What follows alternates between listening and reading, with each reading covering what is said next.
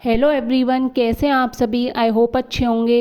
Welcome back to my YouTube channel. आज की video थोड़ी खास होने वाली है क्योंकि आज हम घर पर बनाएंगे रोज़मेरी और मेथी से बना हेयर सीरम। अगर आप अपने हेयर केयर रूटीन में हर्बल इंग्रेडिएंट शामिल करना चाहते हैं तो ये वीडियो आपके लिए यूज़फुल हो सकती है। आज मैं आपको सिर्फ सीरम बनाकर नहीं दिखाऊंगी बल्कि शुरू से बताऊंगी कि रोज़मेरी और मेथी को किस तरह तैयार करना है, इन्हें वाटर में कैसे इन्फ्यूज़ करना है, सीरम की कंसिस्टेंसी कैसी रखनी है और इसे बालों में किस तरह अप्लाई करना है। साथ ही वीडियो के एंड में मैं आपको इसकी स्टोरेज कितने समय तक रख सकते हैं और कुछ ज़रूरी सावधानी भी बताऊंगी क्योंकि होममेड वाटर बेस्ड प्रोडक्ट को स्टोर करते समय थोड़ा एक्स्ट्रा केयर ज़रूरी होती है। और एक बात पहले ही बता दूं, ये कोई ओवरनाइट मैजिक ट्रीटमेंट नहीं है कि एक ही रात में 100% रिजल्ट दे दे। बालों की देखभाल में कंसिस्टेंसी और ओवर रूटीन भी बहुत ज़रूरी है। अगर आप एक दिन 2 दिन लगाकर छोड़ देंगे तो आपको कोई भी रिजल्ट नहीं मिलने वाला। तो आपको इस रूटीन को कंटिन्यू फॉलो करना है। तो वीडियो को पूरा देखना और बीच बीच में स्किप मत करना। तो चलिए बिना टाइम वेस्ट करे अब शुरू करते हैं कि सीरम कैसे बनानी है। सबसे पहले देख लेते हैं कि हमें क्या क्या चीज़ें चाहिए। सबसे पहले हमें चाहिए मेथी यानी फेनुग्रीक सीड। मेथी हम इसमें इसलिए ऐड कर रहे हैं क्योंकि ये आपकी हाई पोरोसिटी पर काम करता है। आपके बालों की बाहरी परत क्यूटिकल पर बहुत ज़्यादा गैप और छेद हैं।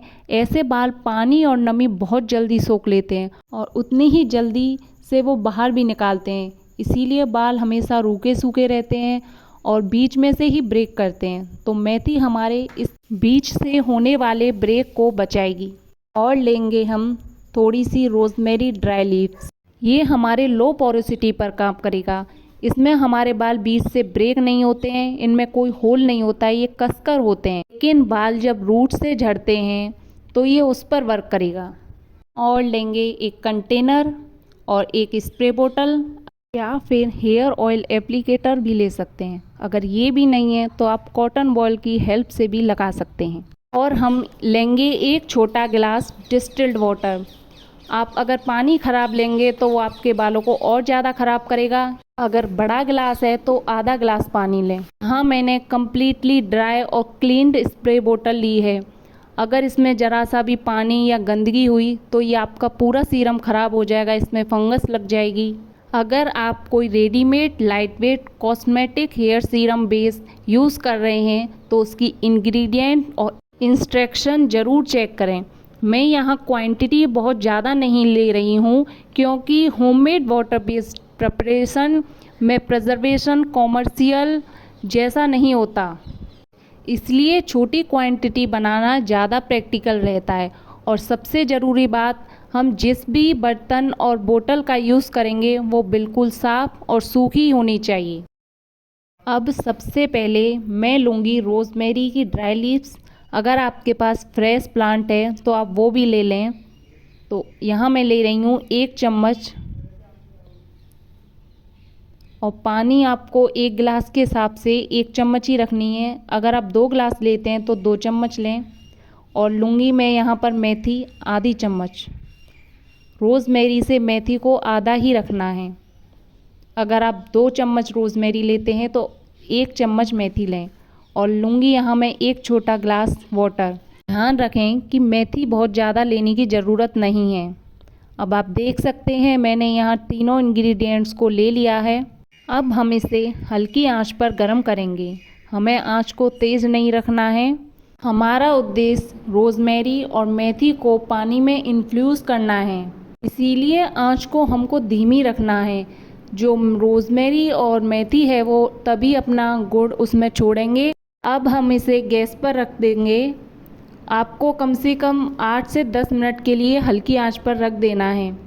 थोड़ी देर के लिए मैं इसको ढक दूंगी ताकि पानी गर्म हो जाए और दोनों चीज़ें अच्छे से इन्फ्यूज़ हो सकें। अब मैं इस पे से प्लेट हटा दूंगी, पानी गर्म हो चुका है।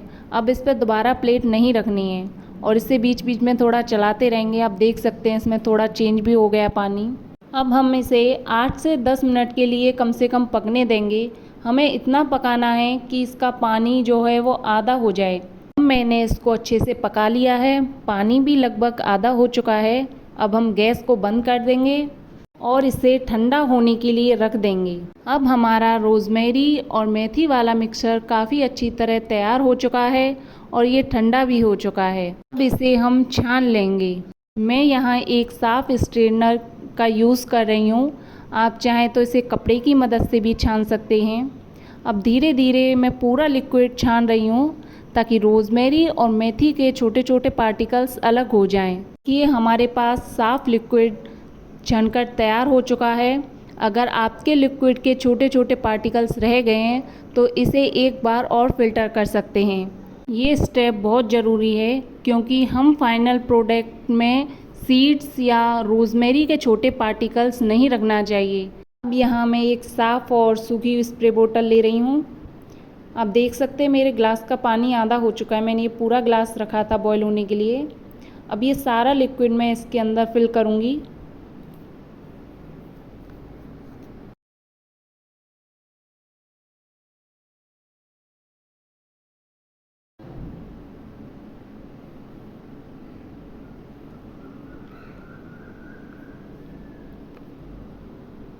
ये रेडी हो चुका है।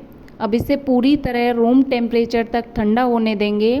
आते हैं हमारे सीरम के सबसे इम्पोर्टेंट स्टेप पर। मैं यहाँ एक बात कहना चाहूँगी कि हर कॉस्मेटिक बेस को हर्बल वाटर के साथ मिक्स करना नहीं चाहिए। इसीलिए किसी भी रेडीमेड सीरम बेस को अगर आप होममेड वाटर के साथ मिक्स करके लंबे समय तक स्टोर नहीं करें। ये बनाना कितना आसान है, लेकिन होममेड प्रोडक्ट बनाते समय सिर्फ इंग्रेडिएंट ही ज़रूरी नहीं होते, बल्कि एक क्लीननेस और शॉर्टेज भी उतना ही इम्पोर्टेंट है। मैं बताती हूँ कि इसे कैसे लगाना है अपने बालों पर। सबसे पहले अपने बालों को कॉम्ब कर लें। अगर बाल ज़्यादा उलझे हुए हों तो उन्हें धीरे धीरे डिटेंगल करें।